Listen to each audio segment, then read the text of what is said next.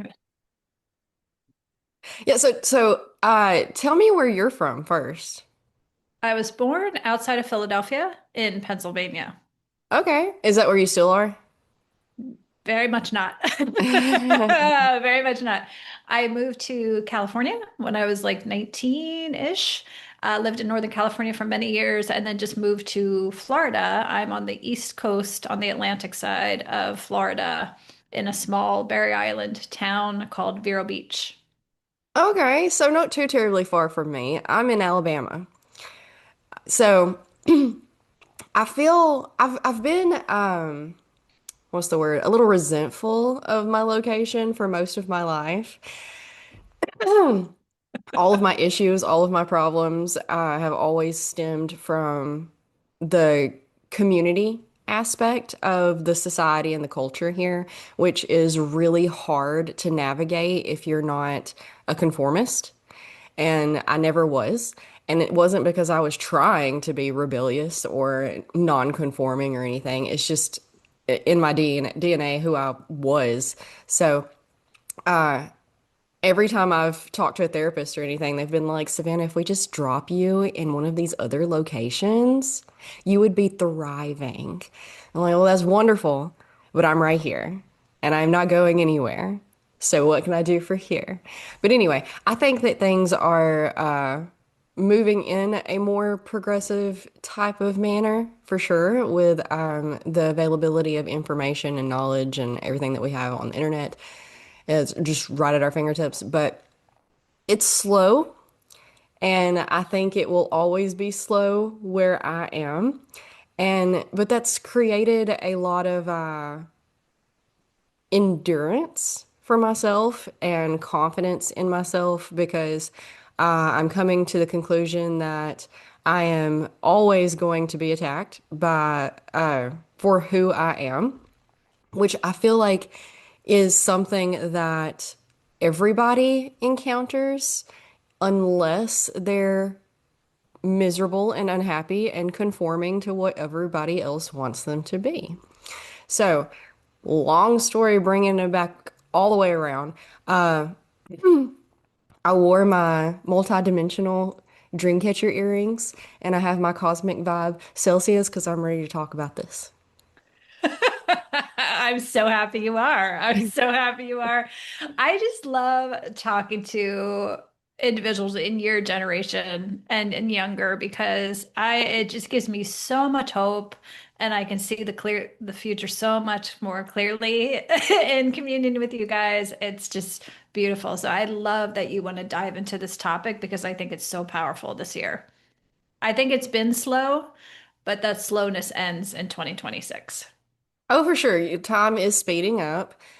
They've been talking about that for years, but it is getting more and more so. People are ready for change and they are seeing the mess that's been created in the world for us. And, um, you know, if you talk to people in person, almost every single one of them are in despair. They're like, oh, the world, the way it is. Could you imagine bringing children into this world? Could you, like, it's just terrible.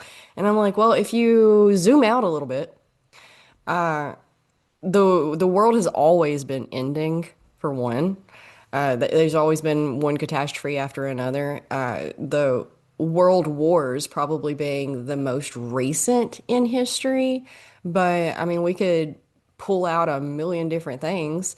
The quality of life being a pretty standard one. You know, we don't think of the quality of life being catastrophic these days, but up until very recent history, people were literally, and many people all over the world still are survive or every single day struggling to find just your simple food, water, shelter. So we're so lucky over on in our little pocket of the earth that for the most part, we don't have to worry too terribly much about that. There, of course, is still tons of people who have to worry about that, even in the States. And I would even argue that we plateaued and we're coming back down. So there's more and more homeless than there used to be in our area. In my area for sure, but that could also be because of how rural my area is. In the deep country, in the boondocks out here, you didn't really have to worry too terribly much about homeless people all over the place. You see them more in the big cities and whatnot. But, we could talk about how that's due to the growth of the area or how, in the country, people historically had more opportunities for survival because they lived off the land. And we've lost a whole lot of that knowledge. And I believe fully that getting more in tune with nature is going to is a good path to fix a lot of our problems, health wise, mental wise, community wise. I feel like learning how to live with the land more and nature and what it gives you to work with could fix a whole lot of our problems in a lot of ways.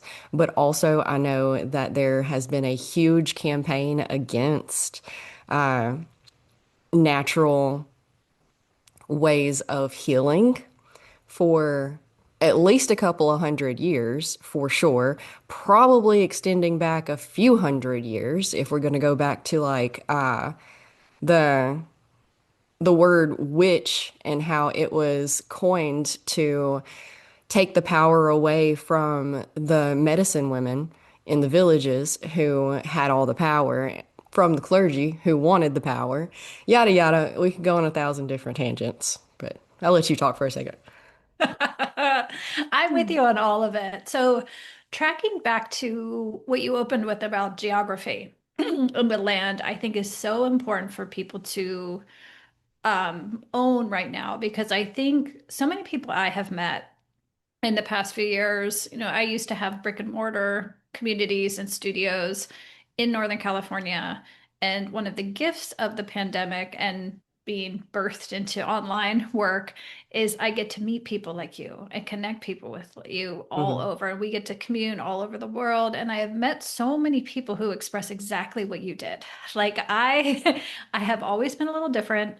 I've always seen things that others don't see, but I am in rural such and such, right? And I haven't had connection and I have wondered like why am I here? Why am I here? Should I move myself to a place where there's more people, kindred spirits like me?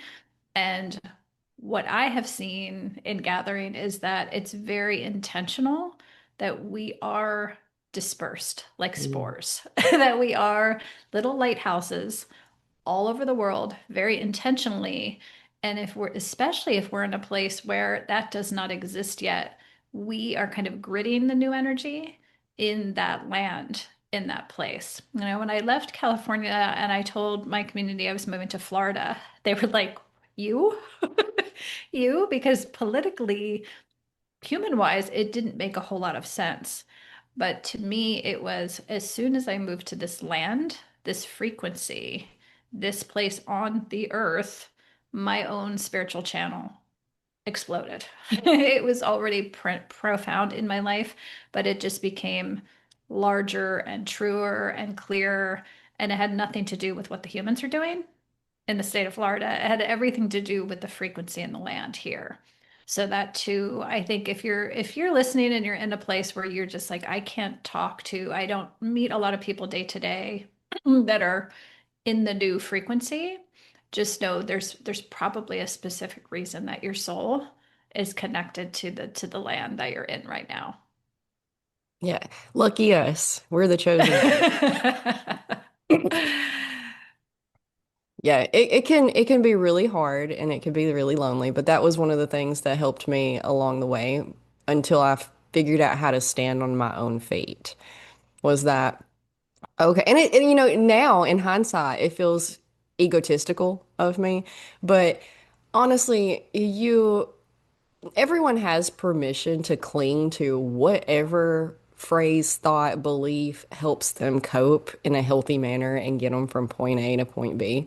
But The the whole thing, I had heard a quote somewhere where essentially what you said is like if you don't fit in where you are, it's because you're meant to bring something to the area. Great.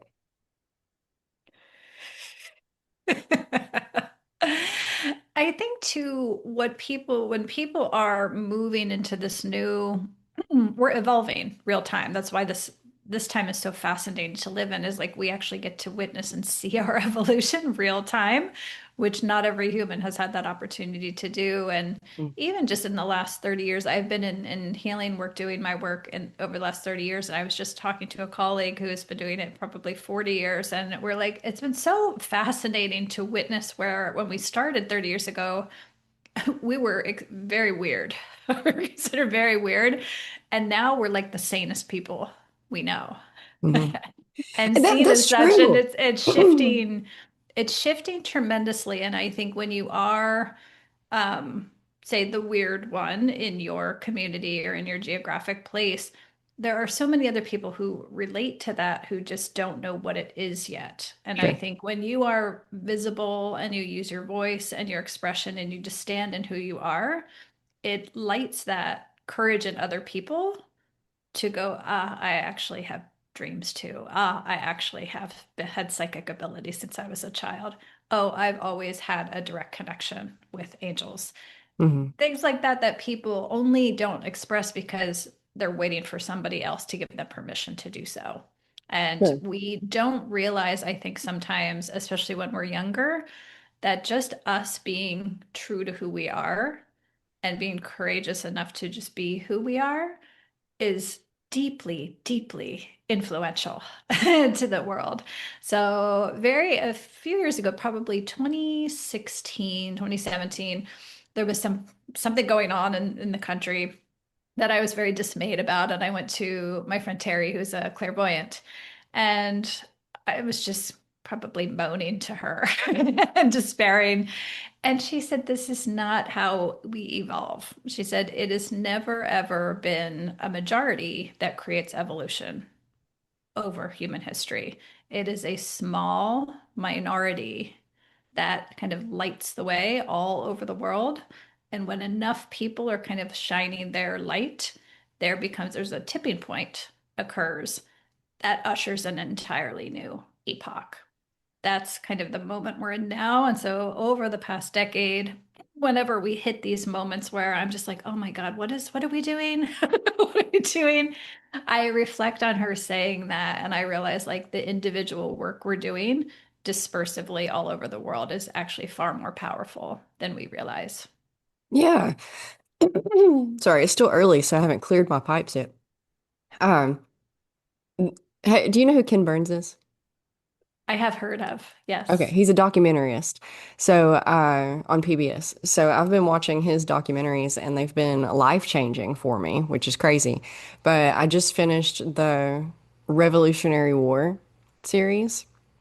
And the reason it's connected at all whatsoever is that the Revolutionary War was a very, very small group of people who started it all, and most of the country, most of the colonies opposed it greatly. So that's a good example of how a small amount of people can make huge waves of change. It's it's hard on an individual scale when you feel like you're by yourself, but with the internet and whatnot, we're more capable of connecting with like-minded individuals, which helps us move forward for sure because we are communal creatures. We need other people, and it's so what there is no greater joy and purpose than the connections we have with the people in our lives, but there is also no greater pain. So it can be really hard, and I get it. And then you're always going to always going to encounter a setback, no matter how much work you've done and whatnot. And it's just so funny to me that I don't know if where I'm located is any easier or harder in any of the categories, really, and that's why I'm always interested in speaking to my guests about their geographical location so I can kind of like just put that in the back of my head and see if, what tracks and what surprises me. And I don't have I don't have too much turmoil about it anymore, but I am going through like a spiritual crisis, I guess, at the moment. Which I mean, honestly, when have I ever not been? So there's that. But it's a really, It's the hallmark of your generation. Sorry. you think it is?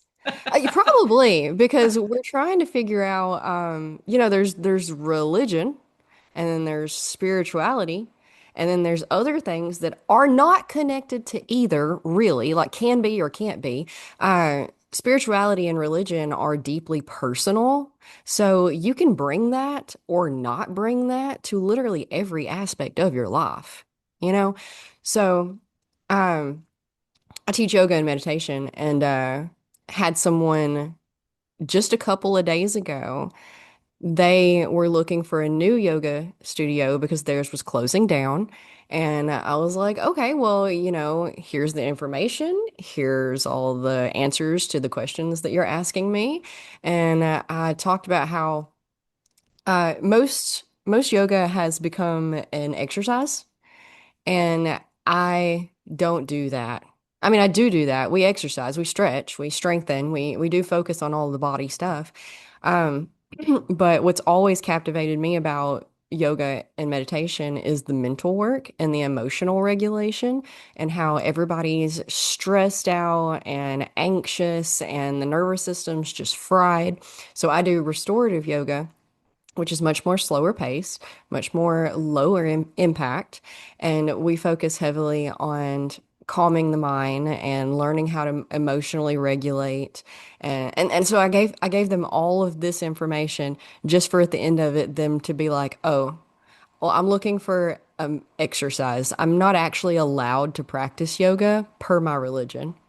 They're Catholic." And it just kind of like stabbed me in the heart and twisted the knife. And I didn't like, I've experienced these interactions online. Like almost every time I post anything about my classes, I have some sort of evangelist come out and light the torch. But I've never experienced it in real life. And although they were very respectful, and it was a overall very positive interaction, it just kind of like took me off guard. And so I didn't, I've been sitting around thinking about it for days. Like ever since it happened, it's just been nonstop. I'm like, I'm just going to quit yoga. I don't even care anymore. But Mm, the only thing that I could make come out of my mouth was, but it's not supposed to be religious or spiritual. There's no Buddha.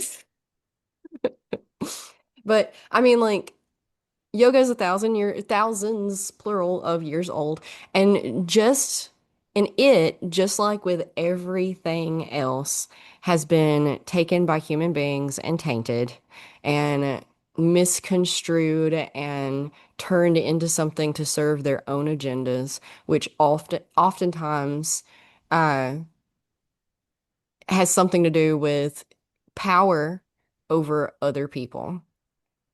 And that just makes me really sad, but it's fine. We're growing as a civilization, and we have to like hash all these things out.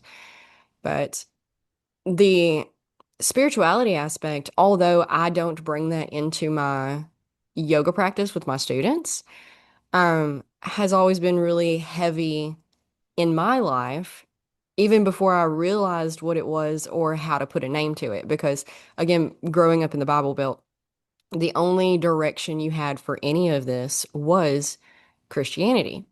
And I grew up in Church of Christ and Pentecostal. So they're two different things, but like the family was divided and stuff. But they're the strictest that you could come across around here.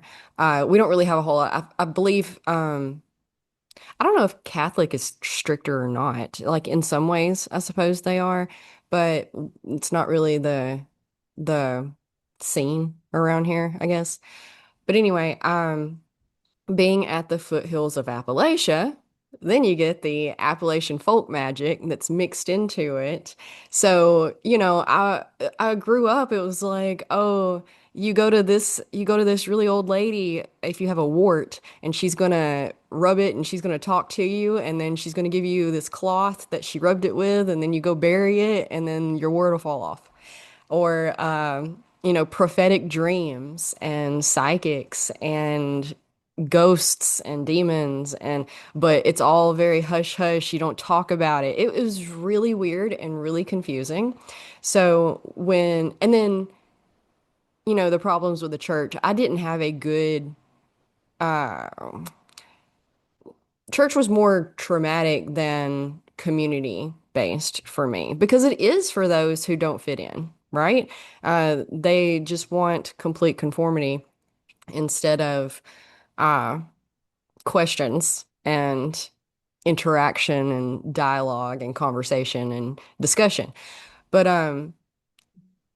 so when I found the Eastern practices that kind of bridged all the gaps for me and it spoke sense. It made sense, and because, yeah, Jesus said, love thy neighbor and build a bigger table. But nobody's actually practicing that. They're not actually trying to be how Jesus said to be. They're just speaking words and throwing judgments and throwing the stones, it just none of it clicked with me. So, and I know there's wonderful Christians out there, and the underlying uh energy story, there's another word that I can't find. That's all wonderful. But individually, I think we still have a lot of growing to do, and we should, you know, we're more divided than we've ever been. And the more division we have, and yeah, thanks to politics, which also have their own agenda and are probably dividing us on purpose to make us easier to control. We have to figure out some sort of way to collectively come together because there's more power in that, and it makes us less susceptible to that which would do us harm. And so I feel like we all need to come at everything with an open mind rather than restriction and regulation to how we've been taught and the beliefs we hold, which are fine and good and all. I suppose I'm just looking for uh, everyone to have the same sort of responsibility and willpower to be able to meet these things and like look to understand them and not necessarily have to engross yourself in them, because that's what it is. It's all fear. It's, oh, I'm not allowed to go anywhere near that because I might not be strong enough to uh, differentiate what is right and what is wrong, what is good and what is bad, which sure, they say, we really think that we would recognize the devil on the streets, but the truth of the matter is that he is dressed very nicely and is a smooth talker and says all the right things. So I get that aspect. But anyway, full circle, I feel like things such as psychedelics are helping bridge those gaps between the science and the spiritual and the mental and the emotional and the physical and all of these dimensions that we exist in that we've sectioned off and essentially fragmented ourselves. And then we're wondering why we don't feel whole. Long tangent. I'll let you talk for a minute. Thank you. Yeah, I mean, there's so much overlap in all of these topics. I appreciate. So, I really think our fundamental work in this year of the human is we're really bifurcating and differentiating ourselves based on how much fear we hold in our bodies. And so, in my practice working with psychedelics and earth medicines, a lot of the work we're doing, people come for all different reasons. But one of the greatest gifts everybody receives is really releasing and diminishing the fear within themselves. And so when we don't have a lot of fear within ourselves, we can release some of these old narratives and stories.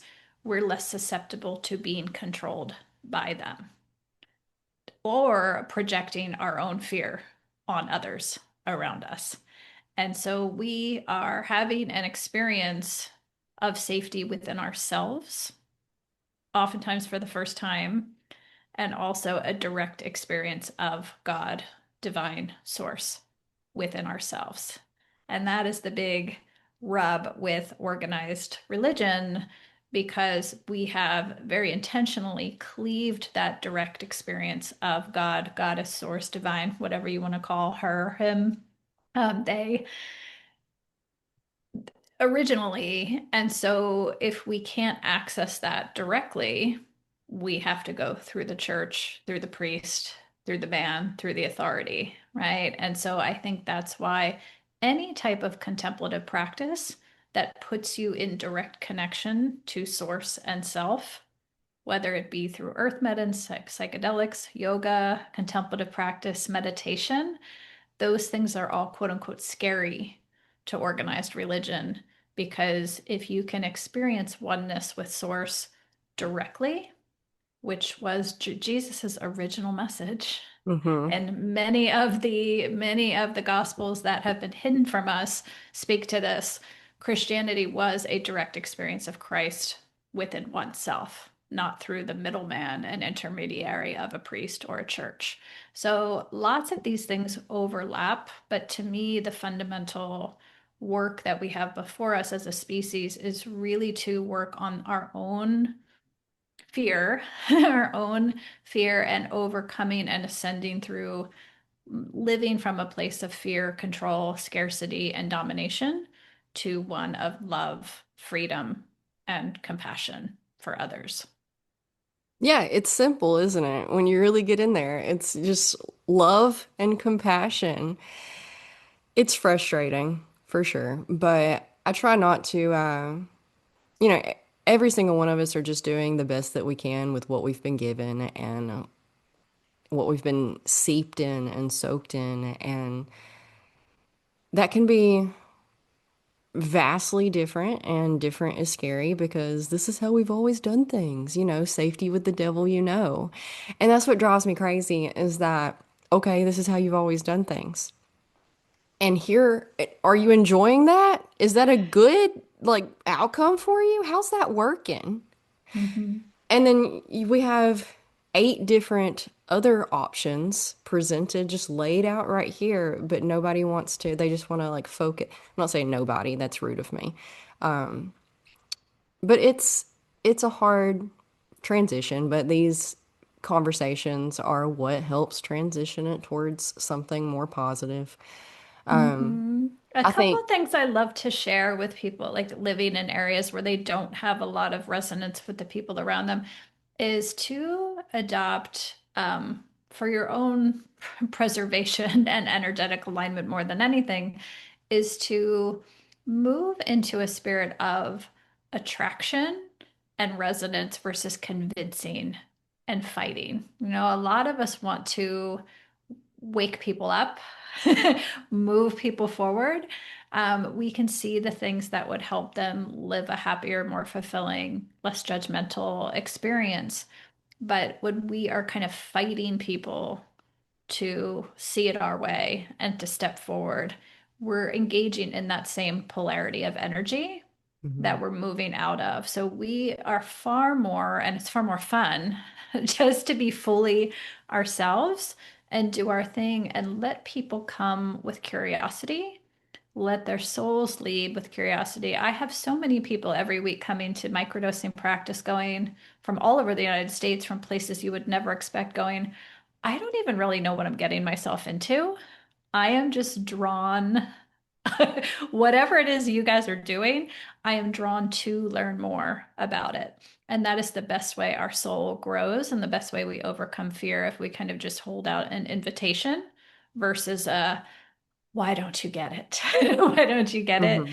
And the other thing I think, especially going forward with the algorithm and AI, is to celebrate, in as much as we can, celebrate our human frictions, right? And because we're so spoon-fed by the algorithm, part of what's keeping people in these small, narrow-minded mindsets is because all day long they're dialed into the same television programs, the same stations, the same feed on their social media accounts that's just feeding them more of their worldview, The echo chamber. confining them. Yes, and there's no friction. It's all smooth. Everybody believes Mhm. they're just constantly affirmed. AI will do the same thing. And so just know, like, I am really kind of preparing myself for to celebrate when we have friction or celebrate when we have conflict between humans because that's what makes us human. Like Mhm. that friction is what helps us all to grow. And it just means that we have people intersecting different viewpoints coming into connection versus this artificial boxes that the algorithm has us in. So sometimes people kind of coming into your feed going, "This is weird. What are you doing?" I'm like, Mhm. "Yes." If you want to learn more about it, step in. Yeah. It is weird, and I don't even know what I'm doing, but I'm doing my best. And I don't know. I've tried to do other things, but this just keeps coming back. So may as well embrace it. Yeah, I agree. Unattachment is, the goal so that you can just sit back and be the witness rather than you can be a involved member as much as the path of least resistance allows you to be, as long as you can stay in that compassion, heart-centered, coherent space, for sure. And then the echo chambers, the internet will feed right back to you anything that you want. It will help you find all of the info to all of the research to prove factual anything that you're looking for. So that's what makes things really, really hard to navigate and clarify as truth. But also, I think it's been really fun because if we don't know what truth is, then it leaves us the freedom to create whatever truth we want. And when we can, again, I always come back to this. You can make up any reality you want to make up. If it is happy, healthy, and helps you cope from now until we die, because that's the finish line for all of us, unless, technology figures out some really cool way to make us live to be 600 years old again. Even then,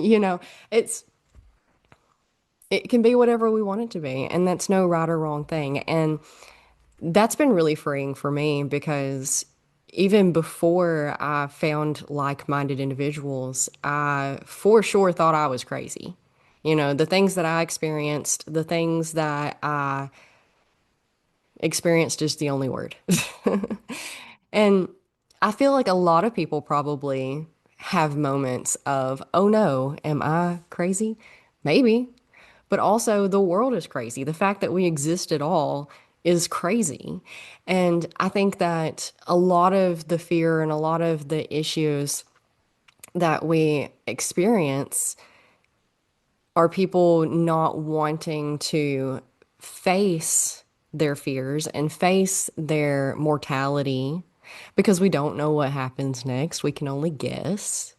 And some pathways of guessing are really fun, others not so much. They're kind of dark, but you have that polarity in literally everything, and you get to choose where you land in the polarity. Mhm. I think the concept of truth is really powerful right now. It's the contemplating that because there's so much untruth out there and so Hmm. much trust breaking between institutions. between, obviously the government is a very obvious example now, but also academic institutions and scientific research and the health system that we have been fed and conditioned to. So all of these overarching kind of bedrock institutions that we have been conditioned by, suddenly don't, when you know you can't trust that necessarily all at once is super destabilizing. But I think, as you said, when you get to the point where you cannot trust everything that you have been taught, you have to come back to yourself. It's the only option. It's the Hmm. only option is to be forced to turn back to yourself, to your own truth and your own reality. And Hmm. that's enormously powerful to do Hmm. that. And so, like you said, a lot of it is going to be who is courageous enough to harness that and empower themselves with their own truth and creating their own reality, or is who is going to be confused, lost, despairing, continue to blame other people. The guy in office 10 years ago, whatever they choose to blame um, for our issues. But I think contemplating what your truth is to you and what makes you feel safe and secure and connected in your own life, external from other forces and other people, is really a powerful contemplation for this year. Sure.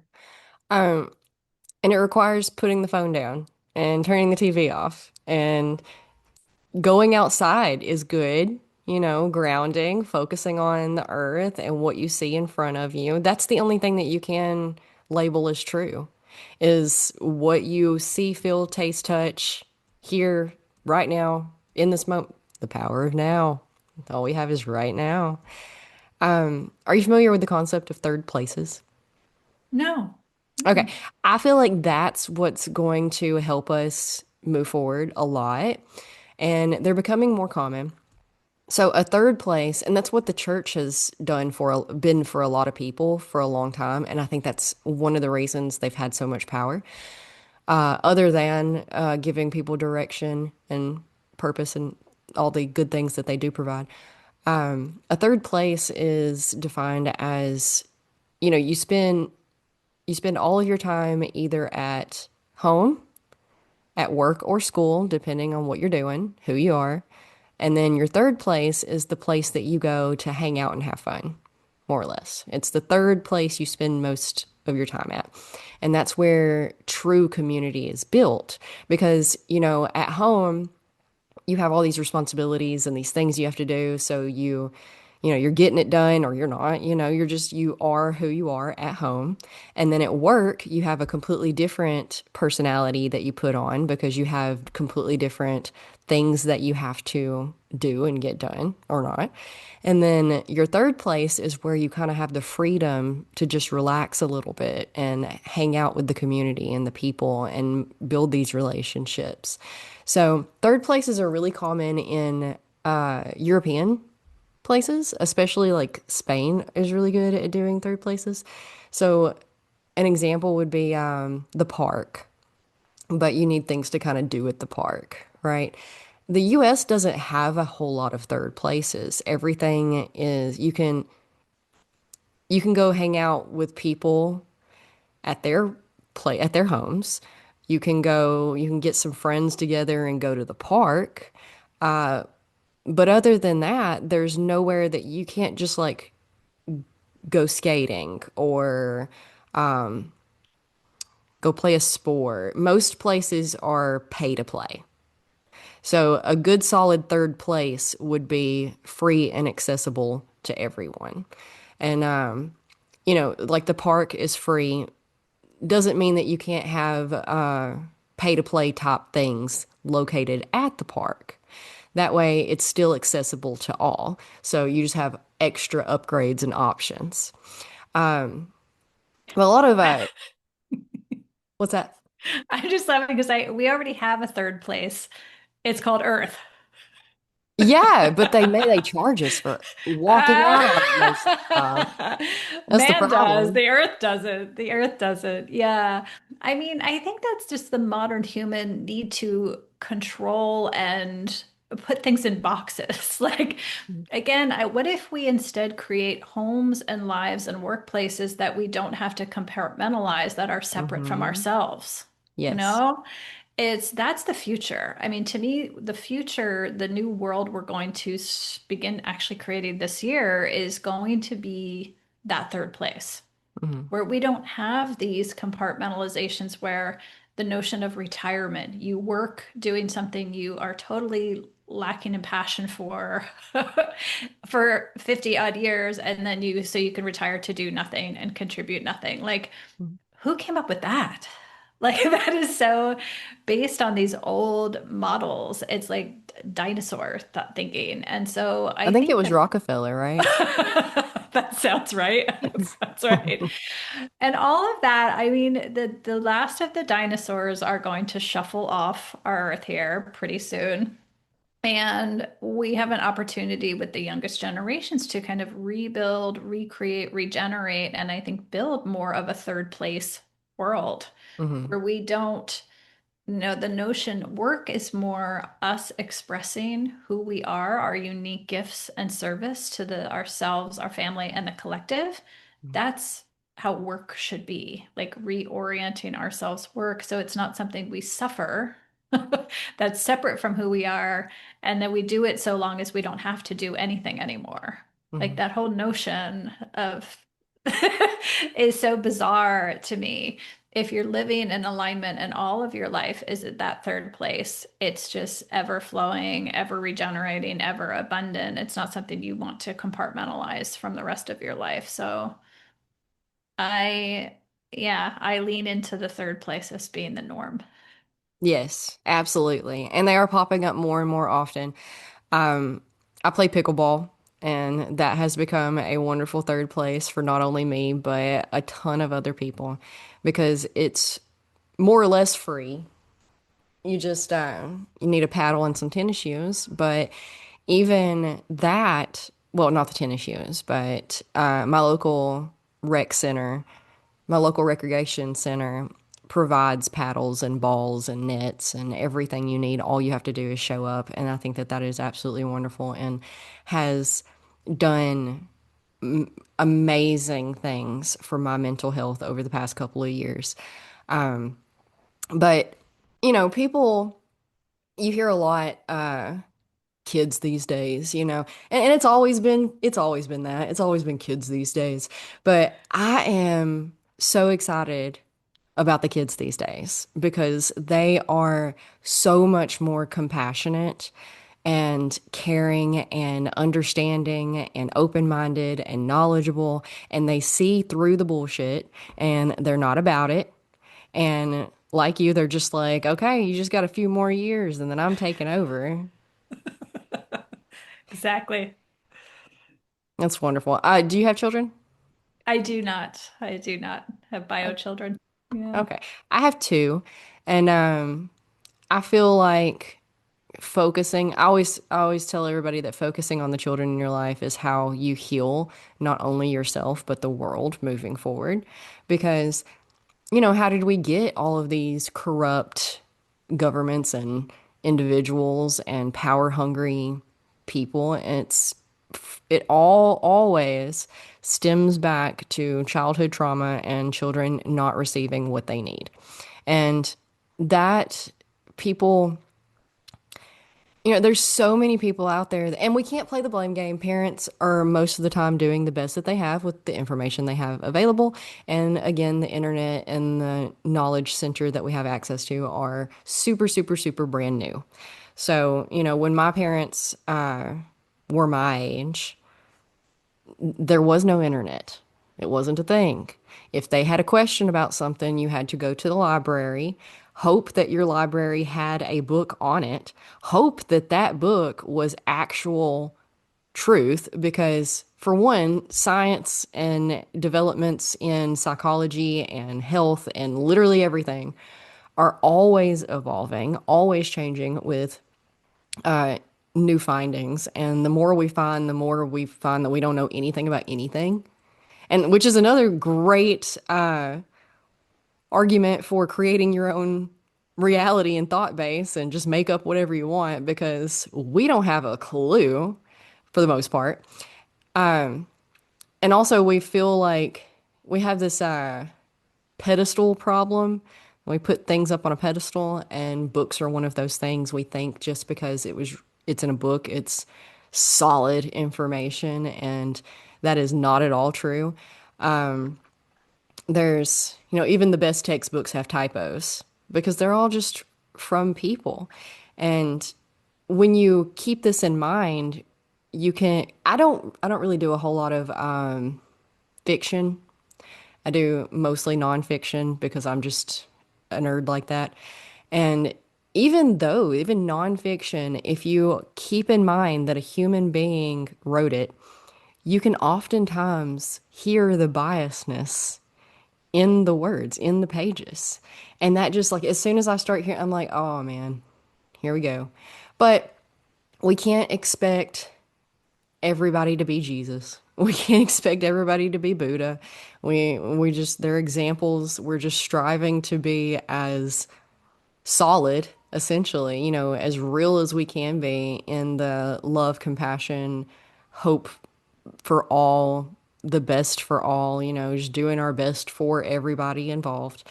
So anyway, backtracking, we can't blame those who came before us because they had their own struggles and survivals. Again, my dad didn't even have running water at his house for a long time. He remembers not having indoor plumbing.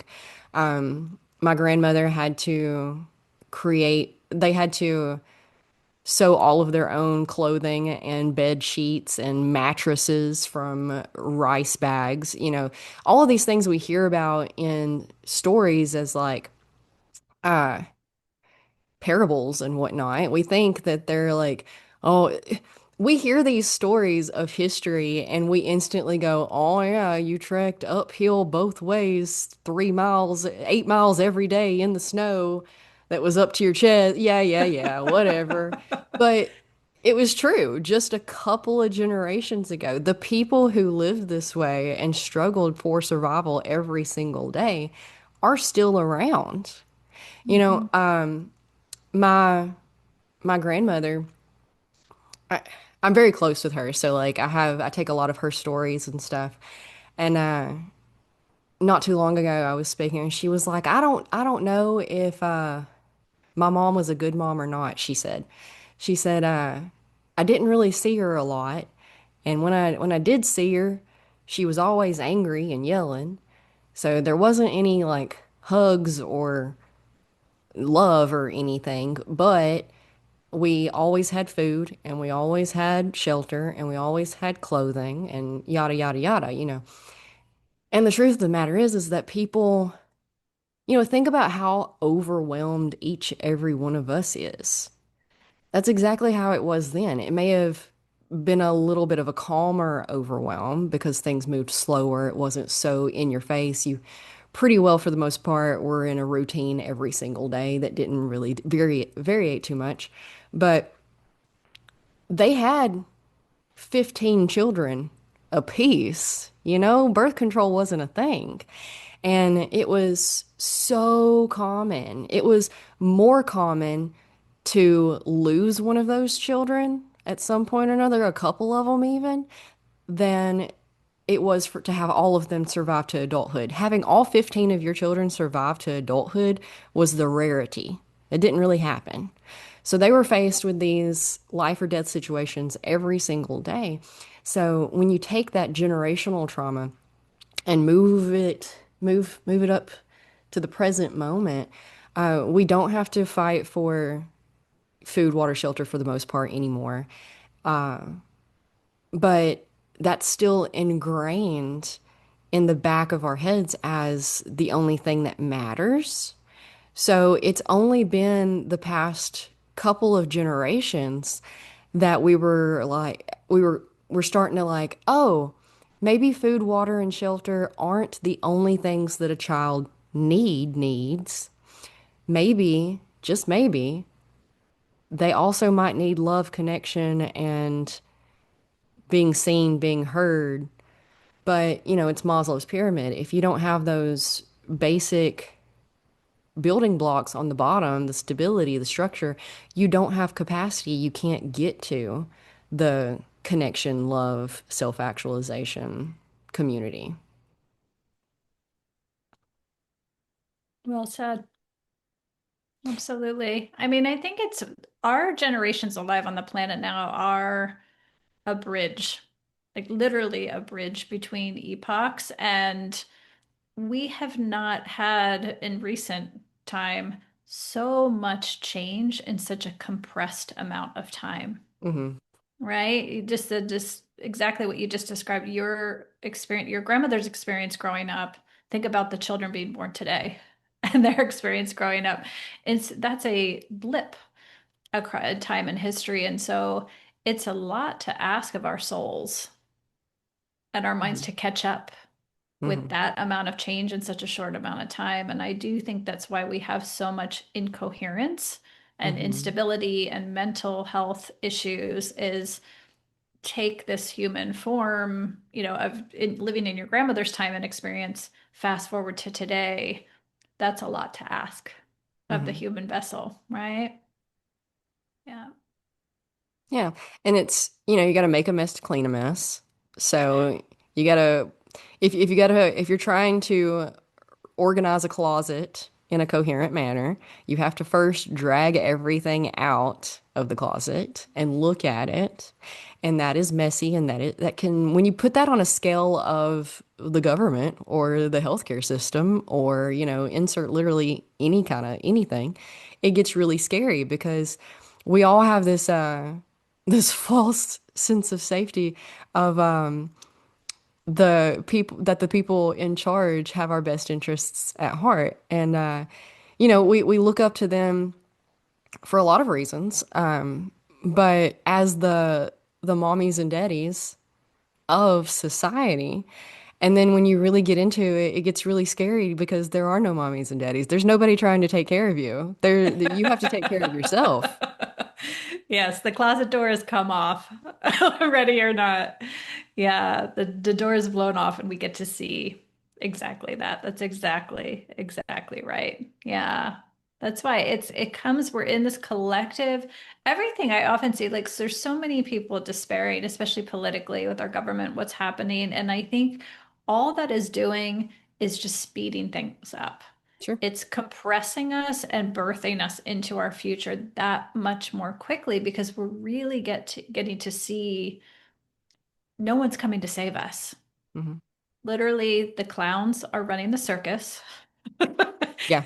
And we are stepping into, instead of listening to an authority figure leader, despite the best efforts of those leaving the planet soon we're going to step into a future of self-empowerment and interdependence, individuation, where we are relating to each other not based on fear and control, but based on soul connection Hmm. and kindred spirits and interdependency, where you totally be you, so I can be totally me, and we Hmm. can partner together in life and relationship, in work, in personal life, in our activities, where we're operating in this whole new template, absent of fear and scarcity. So we're just in that like very, very uncomfortable time where the closet door is open, we kind of get to see what has been behind it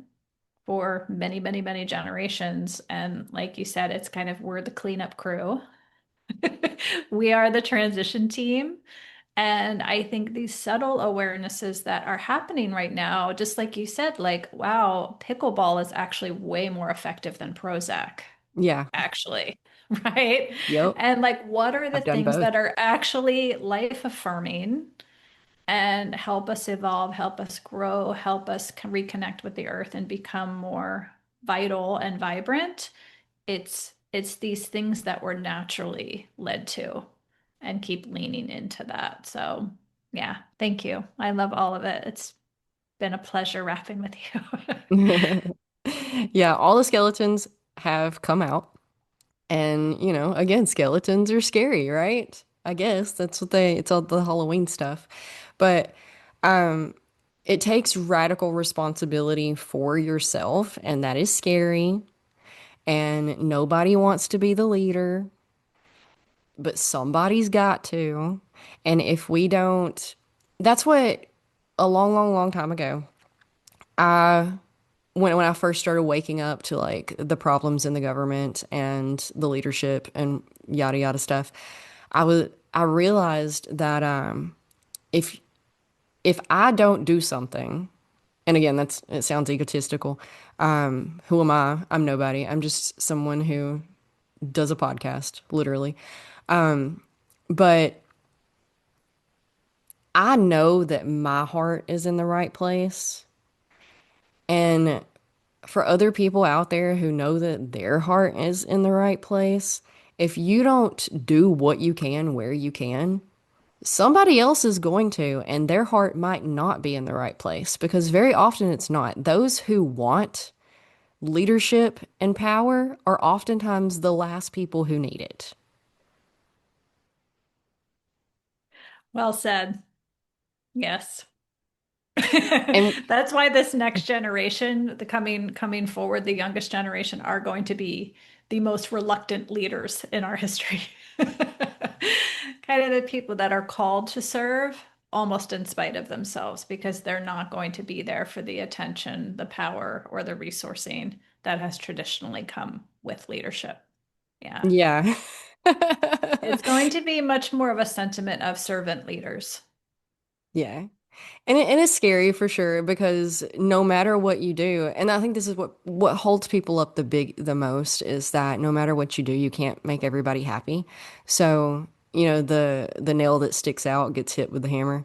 It's it's hard. It's hard being in any sort of leadership position, no matter how small. Like I've done I do pickleball tournaments and some of them are just little community gatherings of nothingness, no big deal. And some of them are bigger, but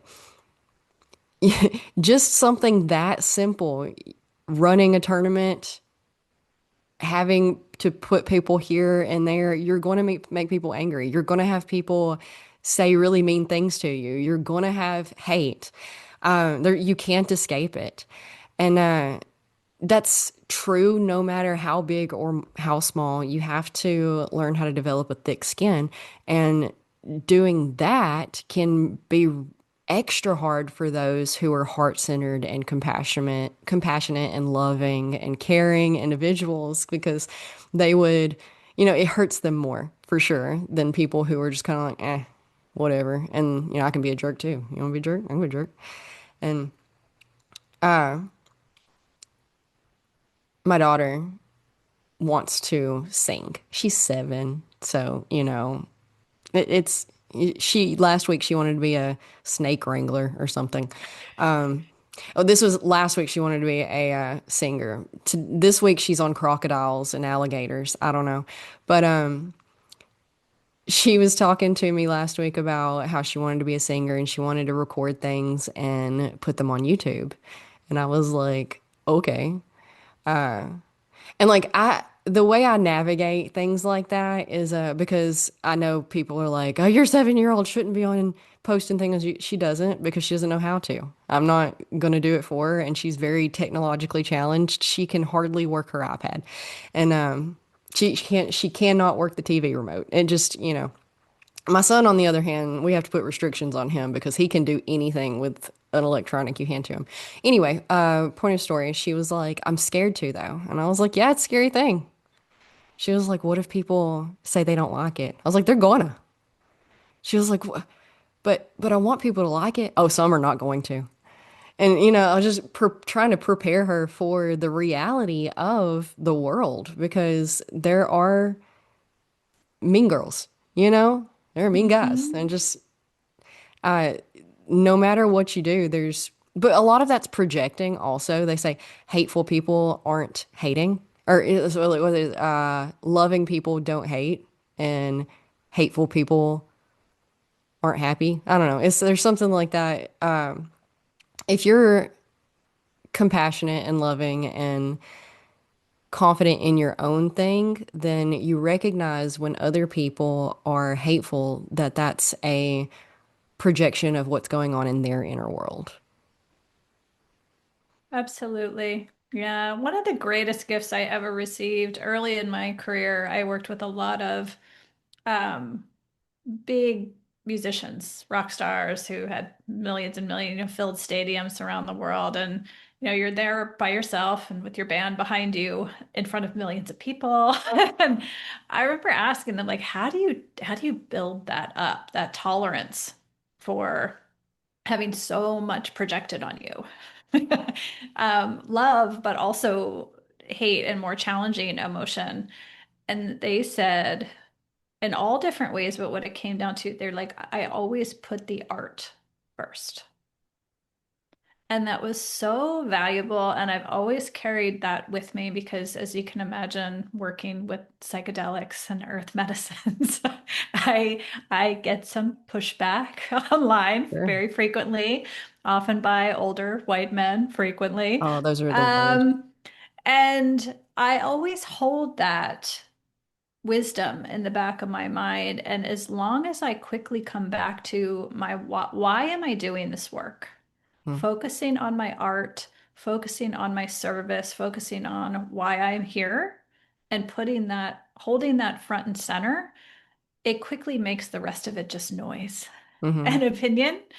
The other thing that's been really, really valuable is having other people around you who are also in their mastery, happily fulfilled, like in alignment, doing what they came here to do. It doesn't even necessarily need to be the same profession or what you're doing, just Hmm. other people that are in that state of reality doing their thing, because we all get that. The more you are in your alignment, especially the more visible you become, you're going to attract opinions, right? Hmm. Of all. And so what has been very validating and affirming and kind of helped me and others like bounce back faster when things like that happen is you have people around you that you can kind of lean on who have been there themselves and Hmm. can quickly like help you get off the mat, back on your feet and refocus on your work sometimes so you're not feeling so alone when that happens. But just know like every single time you're moving through a portal of expansion or about to in your life, that's when that shit happens. Always. Always, Hmm. always. And so like right when you're about to like you're opening a new yoga studio or you're sharing a new practice or coming forth with a new offering or you publish your first podcast or you publish the first thing that's like very vulnerable, Hmm. that's when you'll have these things happen. And it's so empowering to go through it the first time, move through it, and just knowing that those things are happening exactly because you're being courageous and you're growing and you're moving beyond. Hmm. Yeah, absolutely. That's that pedestal again. We put those rock stars up on this thing with like, oh, they don't have any insecurities. If only I could be like them. But the truth is that every single one of them are just a human being like you and I. There's nothing astronomically, exceptionally different, really, other than they chose to stay the path. You know, Hmm. persistence and consistency. That's it. They mastering the basics. The way you become a master of anything is you figure out what the basics of that thing are, and then you just hold true. You just keep going. You just keep going. And yeah, once you start making traction, you're going to have people come out of the woodworks that you didn't even know were pet. Like, you don't even know who they are. Who are you? Why do you have such an opinion about what I'm doing with my life? That, and then perseverance through that is how you get to the other side. But if they didn't have the same insecurities that we do, if they weren't human just like we are, then we wouldn't have the catastrophic downfalls that we have of celebrities sometimes. You know, child actors in particular. Lindsay Lohan comes to mind, Britney Spears, you know, like all of these poor kids that were out there in the spotlight and didn't know how to navigate all of that backlash from their just existing and having a job that was in the limelight compared to everybody else.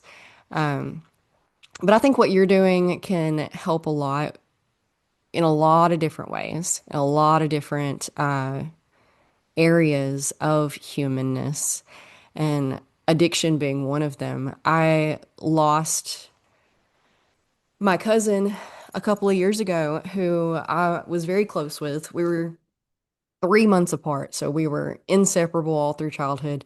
And then he just, when we became teenagers, he started partying and didn't really come back from it.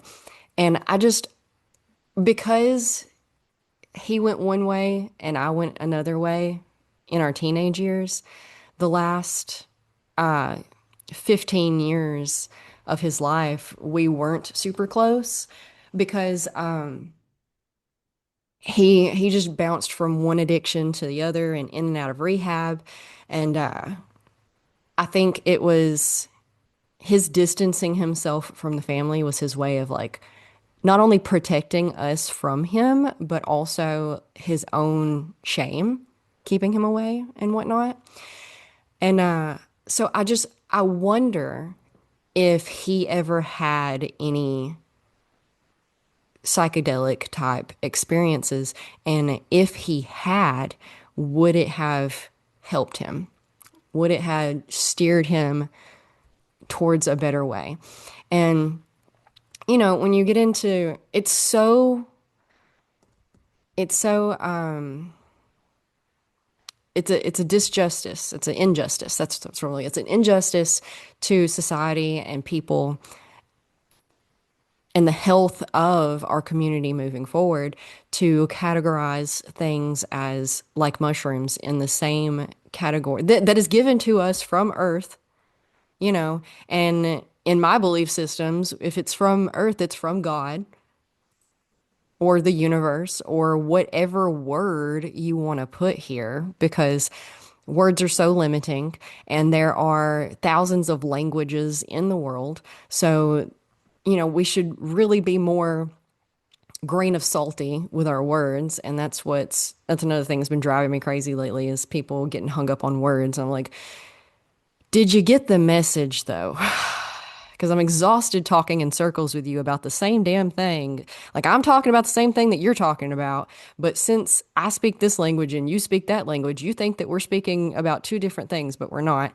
It's a disjustice for us moving forward when we have this medicine that's available that could do amazing things for people who are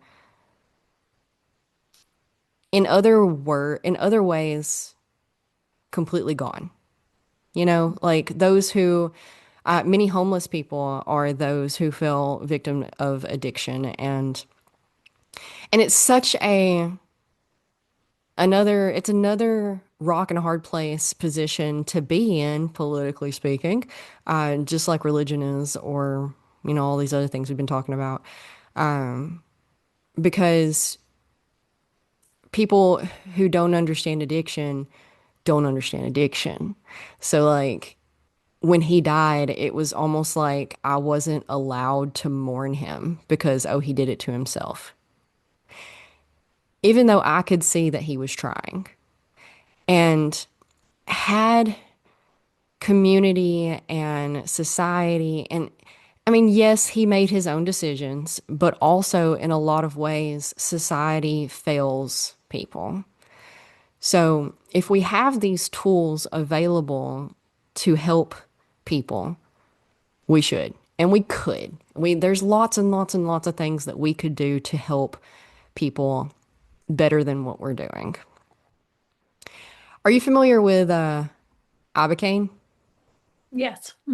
Okay, that's another one that is up and coming in a similar way to help people who are struggling with addictions and severe PTSD and trauma. So it's not just addictions. These things can help with people who are coming back from war. Soldiers are one of the veterans are one of the most kicked to the wayside demographics that we have, which is just despicable and disgusting.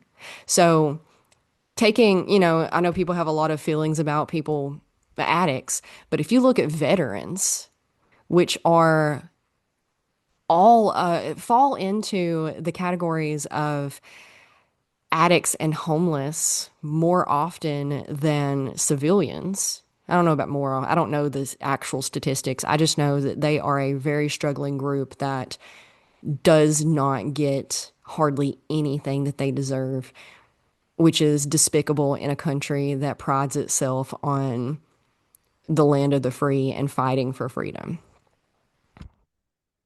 For freedom, fighting for freedom, but we don't have freedom to do this, and we don't Hmm. have freedom to do that. Hmm. But yeah. Thank you. Yeah, I think one of the great gifts of psychedelic work and earth medicine work, mushroom work specifically, is what I work with, is it helps you look at the ecosystem versus the individual. Mhm. Like we look at things more from a system perspective and connect the dots newly, versus instead of seeing a symptom and a condition, we ask ourselves, what is underlying that? What Mhm. created that? And how can we address that at the root so that we can heal in a lasting way? It also enables us to look at society under the same lens, right? Rather than Mhm. treating the end result, which is the addiction, the overdoses, the homelessness. Let's look at the source of those things and solve for that. And Mhm. that's why they are so disruptive to the status quo. No, Ibogaine, as you said, is very much having a moment right now. It's getting lots of press and lots of attention. And the other day I saw two people who've kind of self-appointed themselves ambassadors of Ibogaine in the space, and it was a former governor of Texas, Mhm. and it was a former banker, former investment banker, touting how healing Ibogaine can be for addiction and veterans with PTSD.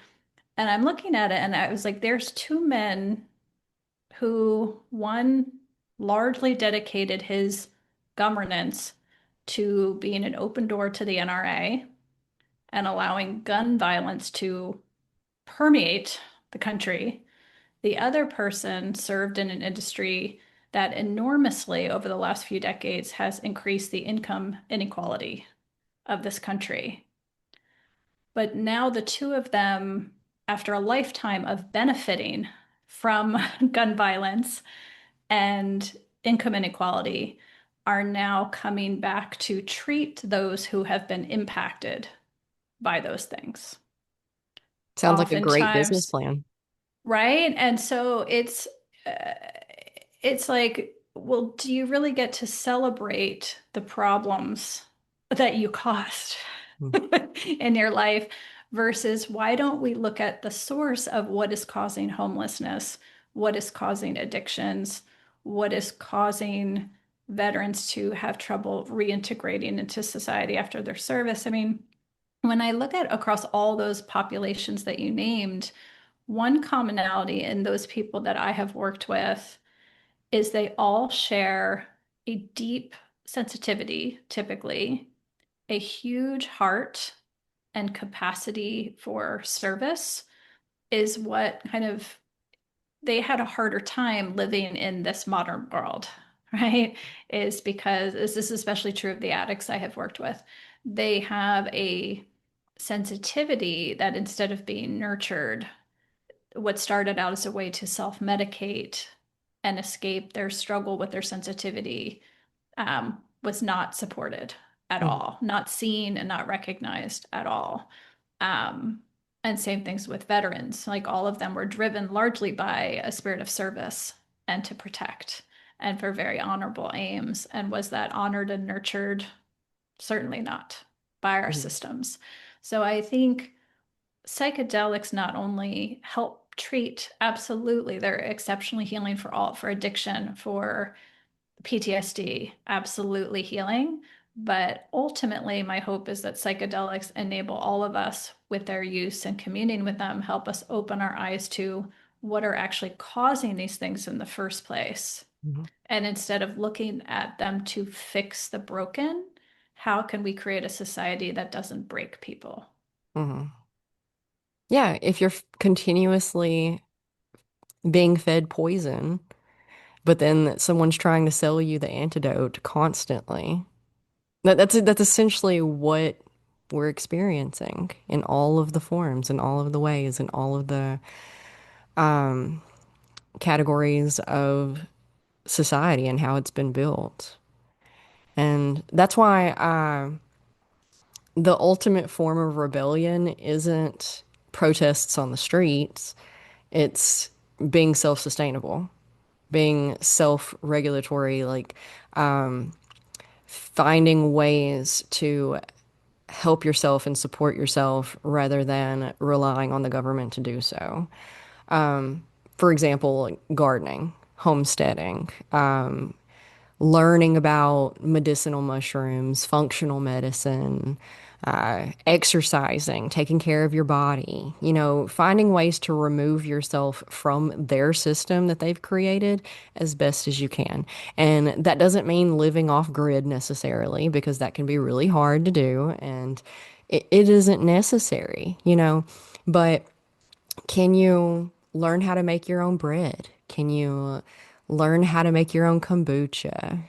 Can you go for a walk? It's really simple things every single day that makes you a healthier, happier version of yourself. Scrolling less on social media. There's all of these little acts of rebellion because we are voting for the systems that we want every single moment of every single day with how we spend our time, with how we spend our energy, with the attention and focus we give this or that. And if you put your phone down, that tracking device that they're listening to every word, everything that you say, and just go for a walk and spend an hour in nature, that is the ultimate freedom. That is rebellion. They can't take that away yet. But if we keep giving them all of this power to rule every single day, to control our emotions for us, because they are, we're stressed out, anxious, and overwhelmed because they've designed us to be so. Because people who are confident and calm and can control their emotions, can control their demeanor, their energy. Those people are powerful and hard to control because they have a mind of their own and they don't need you to give them permission or direct them or tell them how things need to be for their own well-being. They're perfectly capable of navigating and managing their own well-being without the oversight. Thank you. So, that's the biggest thing. That's learning how to be responsible for your own energy. Hmm. I would agree completely. And I would just share this year that we're going into right now, there's so much is going to go wrong. There's going to be so much that goes wrong. And if you're not prepared for it, you're going to feel very overwhelmed, very helpless, very kind of in captivity. Um, because these systems were designed to make you feel that way, right? Hmm. And I think one of the most empowering things that is going to happen this year as things go wrong and out of our control, like energy prices go through the roof and there's no recourse and there's no accountability. As corporate become even more greedy, knowing that there's going to be no recourse and no oversight as our health insurance soars and gets out of control and we get to see how corrupt that system really is. All these massive things that from one viewpoint are terrible happenings. On the flip side of that, let that honesty and that truth like ignite and light a fire in you to go in a different direction. Hmm. Like and start to build if we don't have this anymore, what are we going to create in its place?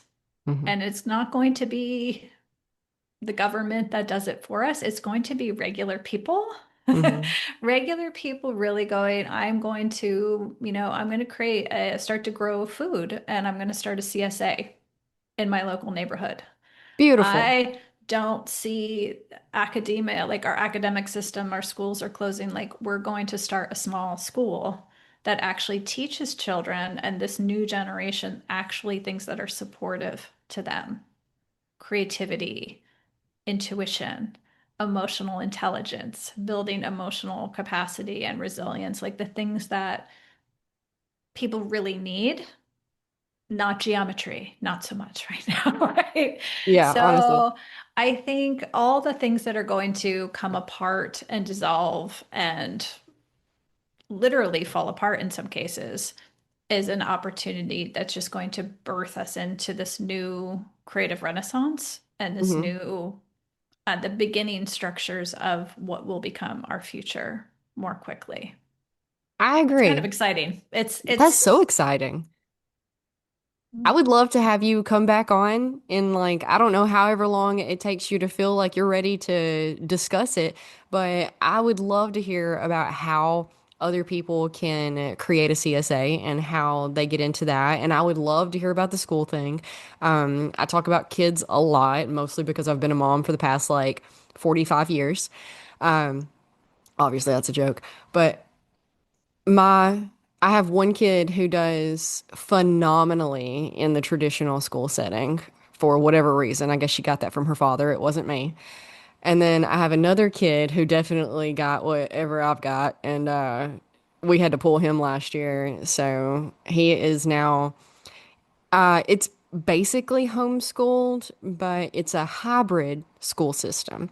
So he goes to school twice a week for project-based learning. And awesome. then he does everything else, like his book work, busy work, at home on the computer with us.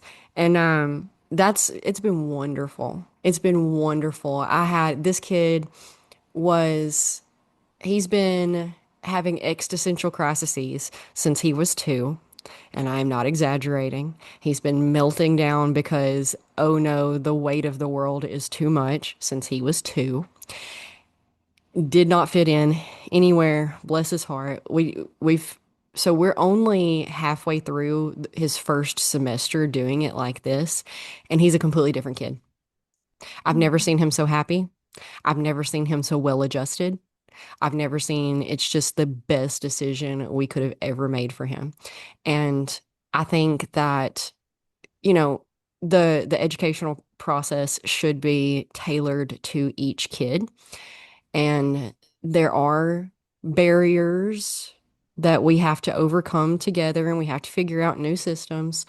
Um, but the school that we have him, the blended hybrid school that we have him in is always full. There's a wait list a mile long to get into every single year. So we were super lucky that we were able to get into it. And my other kid was also accepted because they prioritize siblings and keeping them together. But she thrives in the traditional setting. So I left it up to her and she wanted to stay over there. So wonderful. But I would love to have you come back and discuss how you're navigating all of that at a later time if you'd be interested. Yeah, thank you. Yeah, I mean, just what you described is such a beautiful example of the future.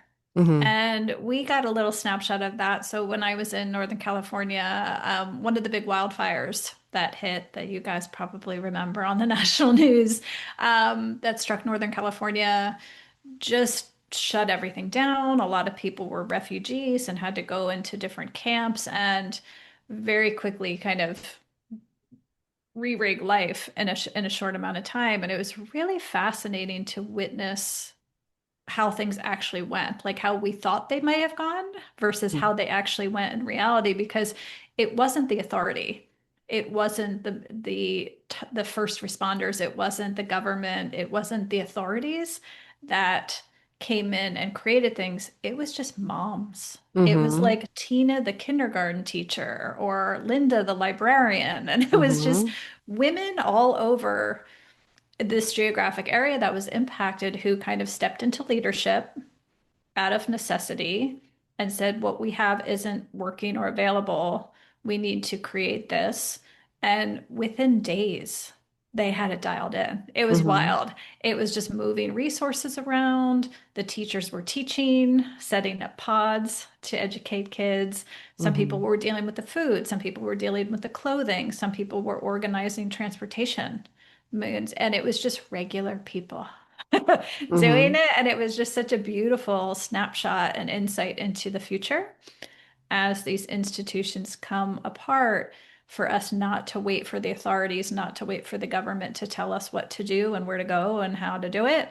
It's really going to be us creating new, highly practical, creative things in our local communities. So I thank you for sharing that example because I think that's exactly it, where we're creating new things that are much more tailored to the individual thriving Hmm. and personalization versus this conformity of warehousing humans and trying to make everybody the same. Hmm. Yeah, in times of catastrophe such as the fires or the floods in South Carolina when the hurricane came through, I have friends that live up there, and that's exactly the scene that they described, where that there was no cell phone service, no electricity for weeks, and it was just individuals in the community who started setting up shop here and there to help just where they could, how they could. And she said, like, yes, it was catastrophic and everything's gone and it's really overwhelming and emotional. But at the same time, after the shock of it wore off, she said it was so homey and it just felt so good. Like she said, I almost didn't want things to go back to normal because that's what people are supposed to be. That's what things are supposed to be. So, Exactly. And that's who we are. I think that's our human potential. That's who we really are. You hmm. know, before we got lost in our fear and our scarcity Hmm. and our algorithms in large part currently, I think in these moments like this when we do really need to step up and be there for each other, that's when we really kind of step into our potential as humans again and remember who we fundamentally are. Hmm. Yeah, and it does. And that's the crazy thing that people don't understand is that you don't have to wait until a catastrophic triggering point to make mountains of change. You can do it in the call. It's that terrible thing where we either learn the easy way or the hard way. They either learn through the example of others or they learn the hard way. And I decided a long time ago that I think learning through the example of others may be a lot gentler than learning the hard way. So, I mean, we don't have to wait until the catastrophic pushes us into do or die. We can just decide to, like how smokers won't quit smoking until the doctor tells them they have lung cancer and a year to live. And then all of a sudden they can quit. We can all choose to make these changes, any changes we need that leads us all into a healthier, happier future for us all. It's simple, but it's complicated, I guess. But I guess we'll wrap this up and let everybody get back to their day. Thank you so much, Savannah. I've loved being with you. It's been a lot of fun. Is it you need to tell people where to find you? Sure, I'm happy to. Yeah, the easiest place is microdosingforhealing.com. So we specialize in supporting people in earth medicine practice. We love working with beginners and those curious. So we have a global community that people can step in. It's very accessible, easeful. You can come in and meet other guides and participants around the world in practice. We also have microdosing programs, an educational podcast, and a training program for those people who want to learn how to support people with microdosing in their own lives and communities. Cool. Awesome. I love what you're doing. I love all of the things that you're trying to create in this world for us all. And I look forward to seeing how that develops in the future. Thanks so much.